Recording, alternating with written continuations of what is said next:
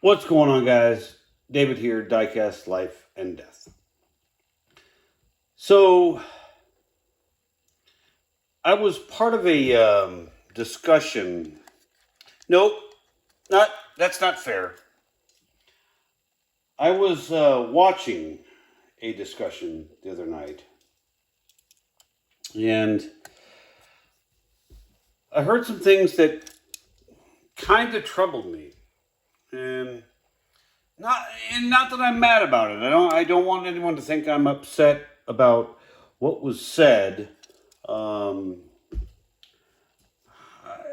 I wanted to put my 2 cents in on what I had heard, and I hope this makes sense. But the discussion was that, and I know a lot of you, and myself included. I mean, hey, I'm not a, beyond being part of being frustrated um, with the distribution of Hot Wheels and Matchbox and you know the store games and the pallet raids and the scalpers and you know I the shady underbelly of this hobby. And there's nothing wrong with someone being disillusioned by it. However, the solution that I'm hearing people discuss is troubling me. And let me explain. And please, guys, don't hate me for saying these things. I'm only sharing you some thoughts that are going through my head based on, some thought processes that may or may not be valid. And I'm willing to listen to alternative points of view. Like I said, I don't have all the answers, and please don't think that I think that I do, because I don't. But I think I have a pretty good perspective on things. And I've been at this hobby for 50 plus years, guys. 50 plus years. And I haven't been actively collecting for all of those 50 plus years. Yeah, there have been years that I took, some time off and I missed some cars and I missed some segments, but all in all, I've been at this hobby for, 50 plus years. And I think you guys can tell by the collection that I've shown that I've been at this for a long time. But the solution that I heard, I heard proposed. I didn't hear a solution, but I heard people talking about, maybe we should stop collecting, these dollar mainlines from Matchbox and Hot Wheels. And look, I understand. I understand why people might think that. And then I hear all the conversations about, oh, the scalpers. Don't mess with the scalpers. And I get that too, because I don't like them either. But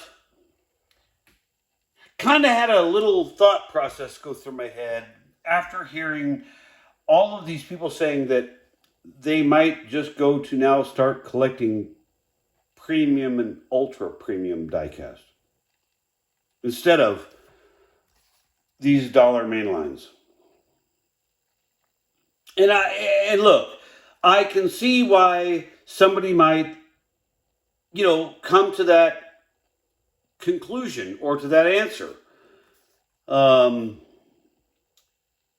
Because with all the trouble that we go through trying to find these little guys, when you can get on, eBay or, these diecast dealers and order $15, $20, $23 mini GTs or Kaido House, or, get on Japan Booster on eBay and spend a fortune on Tomica Limited Vintage Neo. And you know what, guys? They're absolutely beautiful cars. And they are. And I have a lot of them. So don't think I am for one moment casting aspersions on, these premium brands. I have Timothy and Pierre model Porsches, and I have very expensive Tomica Limited vintage Ferraris and whatnot. But that's not the point. The point is, what I'm trying to say is this. I've been looking back at 2023. Whoa, that's not a long way back, Dave. Yeah, I know. But I've been trying to rectify some things in my head, and I'd love to hear your comments about my thought processes on this stuff. But, we all sit here and we bitch about the scalpers. Got it. And look, I'm with you. But, and this is where the but comes in. Because it only came to mind when I heard people saying that they were going or considering stopping to collect, main lines. These dollar beautiful little models that cost anywhere between, $1.08 and $1.17. Because they're tired and all rights to them. They're upset because of all the bullshit that there is in trying to collect these dollar models. And I'm good with that. No harm, no foul. But guys, here's where I run amok.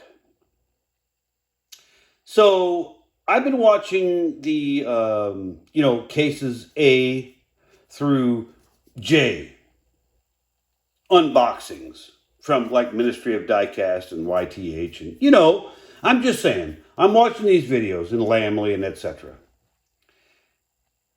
And I got little Post-it notes. And I write down on the Post-it notes the case number, or letter number, dumb. Yeah, the letter of the case. And I write down the cars that I'm interested in from that case. So that one day, when I stumble upon that case in the old, local disappointment, or the Target, or God forbid, even maybe the Dollar General or the Dollar Tree or the Family Dollar, that I'll know what's in those cases that I'm looking for, so I don't accidentally skip over something. And it has dawned on me. And I've kind of been noticing this for a while, but I just kept my mouth shut. So I'll give you an example. So 2023 J case. Yep, the most current dropping case. I looked at my sheet. Not my shit, my sheet. But there are 8 cars. 8. Not 10, not 16, not 30, not 21, not 12. 8 cars out of the 72 that I would like to own. Okay, and so you say, well, all right, Dave, that's your taste. Okay, fine. Do the same thing is what I'm saying. Go back and review the case unboxings and write down and be honest with yourself. Be honest with yourself. Because if you bullshit yourself in this exercise, you're only lying to yourself. Which cars do you really want out of that B case? Which ones do you want out of that C case? Could you live without that one car out of the C case if you just never found it? Which ones are the ones that you really want? And when I started to do that, the math started to not make sense. And we have a saying that liars can figure, but figures don't lie. What? Yeah. Liars can figure, but figures do not lie. Well, what are you saying, Dave? Well, I guess what I'm trying to say is this. instead of stopping collecting the magnificent little cars that these $1 cars can be. And by all means, guys, some of these cars are outstanding values for $1. As well as there are cars out there that are just outstanding, great pieces of masterpieces of work to buy. But you're spending $25 a piece to buy them. And so we all kind of want to throw rocks at Mattel. Because Mattel's in, Matchbox and Hot Wheels. And I get it. I've had my frustrations with, Mattel and their distribution and so on and so forth. But here's where I come down on this. And I'm interested to hear what you guys have to say about this. And if I'm wrong, hey, it's just one guy's opinion. I'm absolutely nobody in this hobby when it comes to social influence. I'm just a guy who has a lot of cars. So take all that with a grain of salt that's there. But here's what I'm trying to say. So let's take some stupid numbers. Okay, fine. Let's say there was an average of 6 cars. 6, not 7, not 5, but 6. In each case that you wanted to have in your collection. And believe me, there are some cases out there that are total dog crapola that I don't want maybe 1 or 2.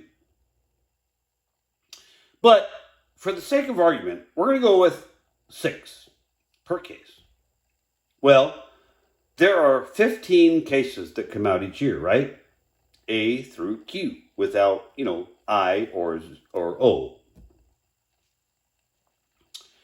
Well, so if you were to get on eBay and go to the scalpers' websites and pay $3, or even go to the flea markets if you have them, and pay cash for these cars at a flea market for $3 a piece, the ones that you want,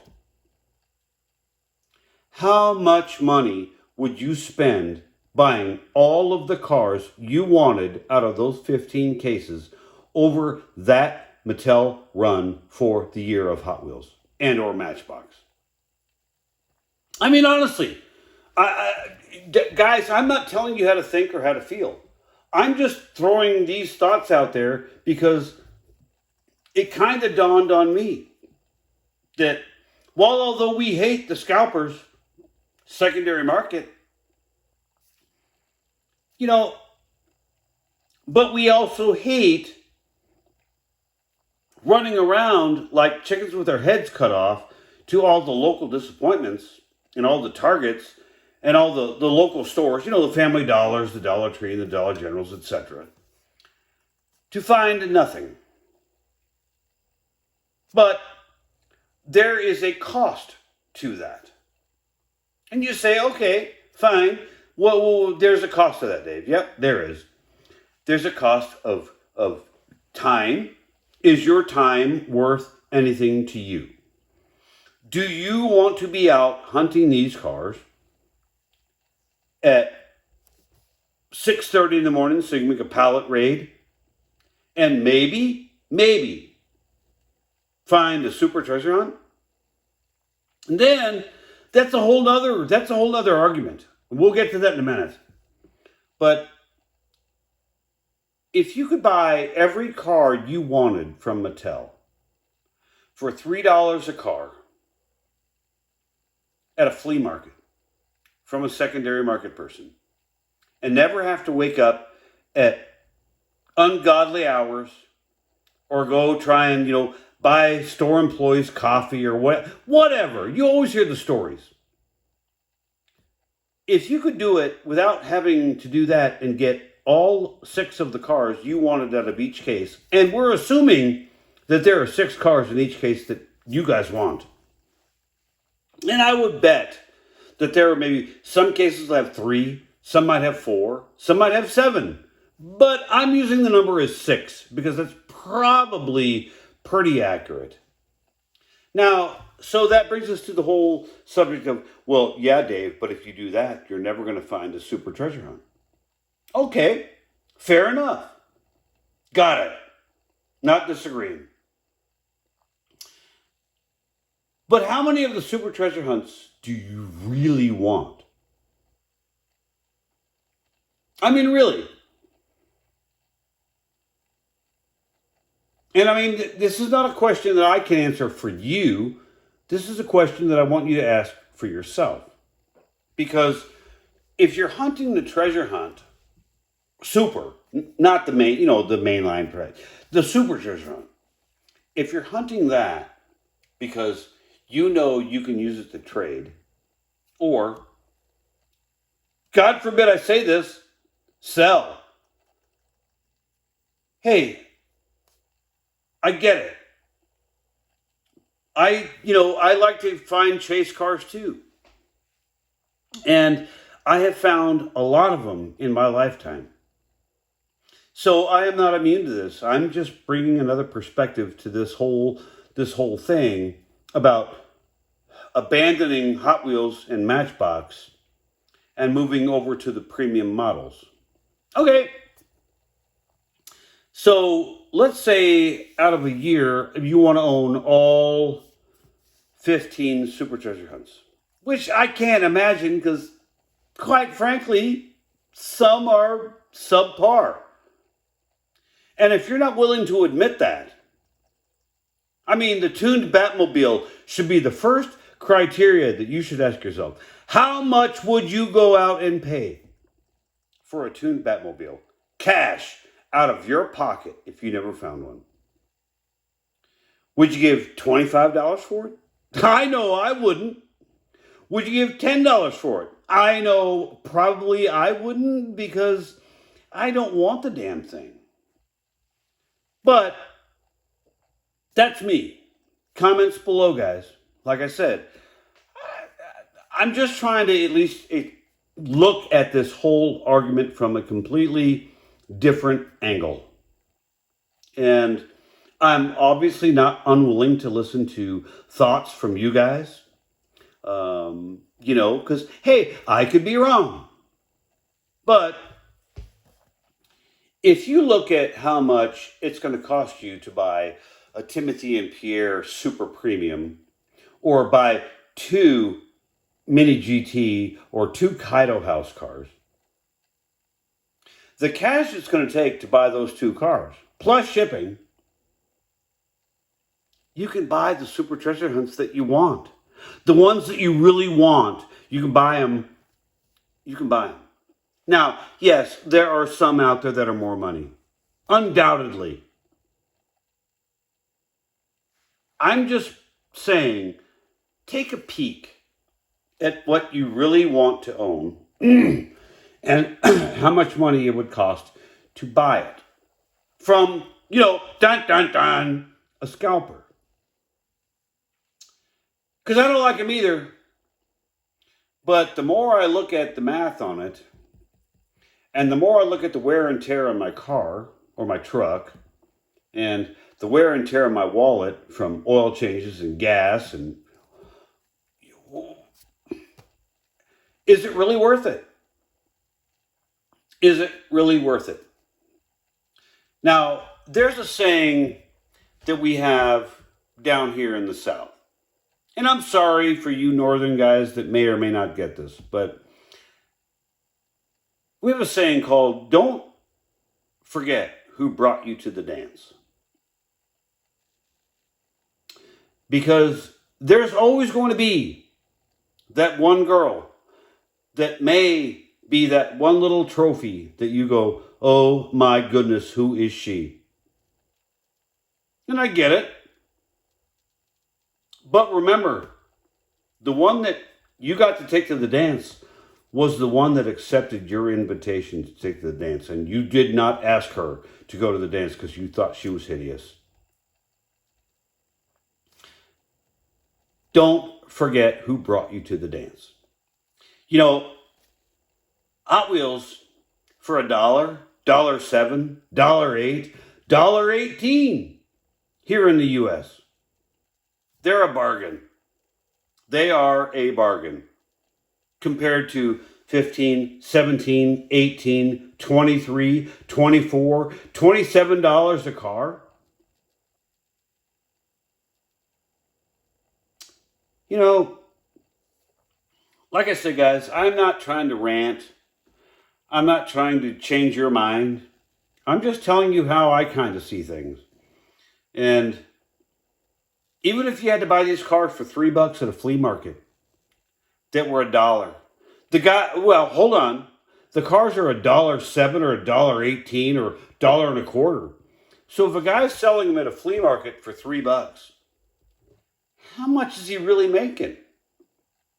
$1.75? Woo!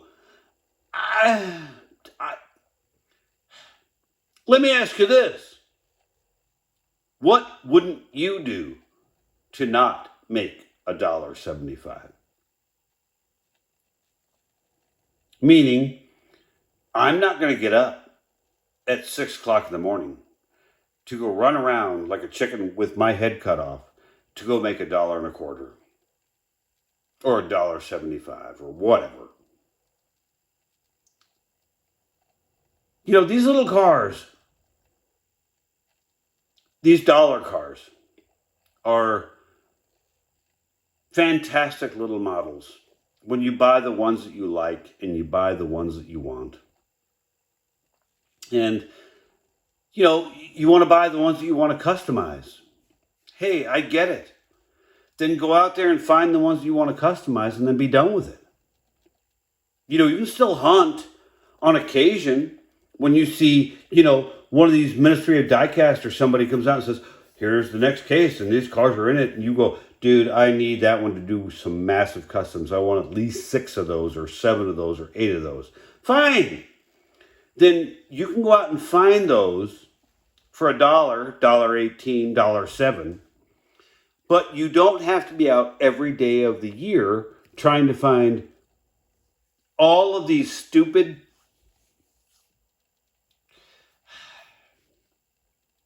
I'm saying it, aren't I? Yeah. A lot of these cars that are hyped up, we're all living with the hype. And all I'm saying is take a hard look at your collection. And if you had to give away, not sell, give away 100 cars tomorrow out of your collection, no matter what the value was, what 100 would you keep? And what 100 would you get rid of? Because if you can look at 100 of your cars and go, yeah, I could let that go, I think you're kind of seeing where I'm coming from on this. Guys, like I said, I don't have the answers. And it was just something that popped into my head when I was listening to this discussion about moving away from these dollar cars because we're all pissed off that we can't find the cars that we want. And that, you know, you got people doing, you know, in Malaysia and whatnot, putting them in their pockets and lunchbox rides. And, well, there was another term, but I'm going to leave that one alone. But, you know, we can choose to participate in that, or we can choose to not. And if you don't want to participate in it, hey, God bless you. I get it. Go for it. But don't do it because you think somehow it makes more financial sense to go out there and collect these super premium cars for 5, 6, 7 times the cost of these dollar cars. And you're not going to find the opportunity to get the super chase of the premium cars, because the hobby dealers or the distributors that get these cars, they pull the chases out and they sell them on eBay. And you're going to have to pay a premium dollar to buy those, you know, premium car chases. So If you're at a 2, and to get to 6, you got to add 4. What's the difference whether you're at 22 and you got to add 40 to get to 62 to pay for the chase? You see where I'm coming from? So, guys, with all that, please understand, I love this hobby, and I love a lot of the people that are in this hobby. But at the end of the day, I love my cars. I love the cars that I want. And a lot of you know, I collect forward and backwards. And meaning I collect vintage stuff, and I collect stuff that came out yesterday. And with all that having been said, I guess that's where my perspective kind of comes from. Because if I can't find new stuff today that I want,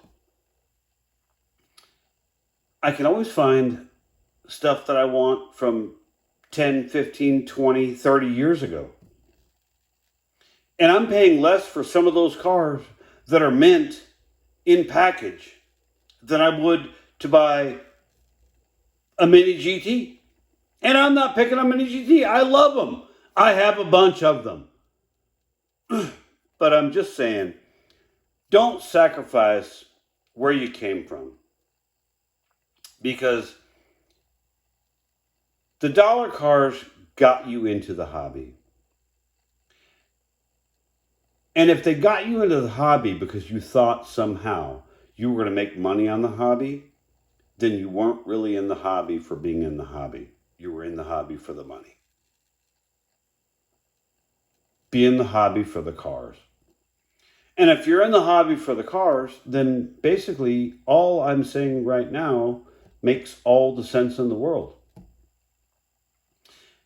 Because at the end of the day, how many super treasure hunts of the Camaro Grand Sport, not Camaro, Corvette Grand Sport Roadster do you really want? And would you pay $25, $35 to buy it? Probably not. Would you pay $45, $50 to buy the Civic EK? Well, if the Gold Nugget, if you're a big JDM fan and you want that Civic, damn skimpy. But if you're not spending money on the other cars that you really don't want, you'll have the money to buy the ones that you do want to put into your collection that you will love. And with all that being said, guys, comments down below. Like I said, I don't have all the answers. And I'm not saying people that want to abandon the dollar cars are wrong. All I'm trying to do is offer a different perspective on the subject. And hopefully, at least allow a different thought to bubble up to the level of conversation. Guys, thank you for taking the time to listen. I know I've rambled on for quite some time.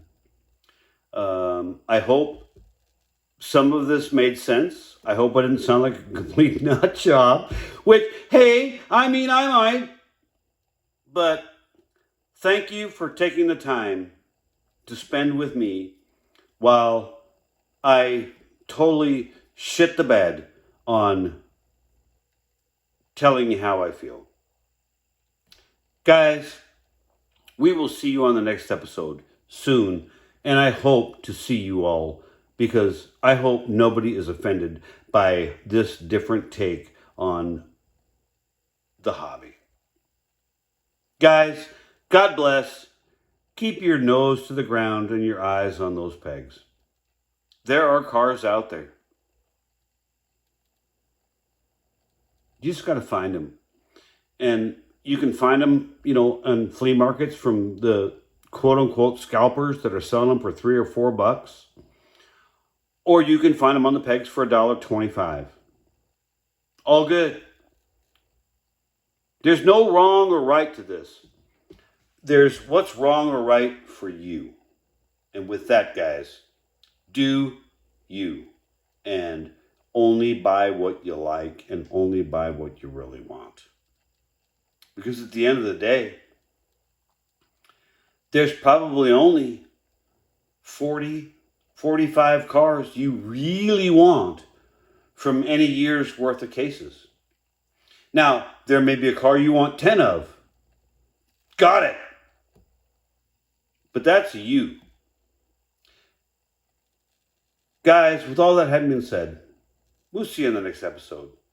Take care, and we will talk to y'all soon. Bye.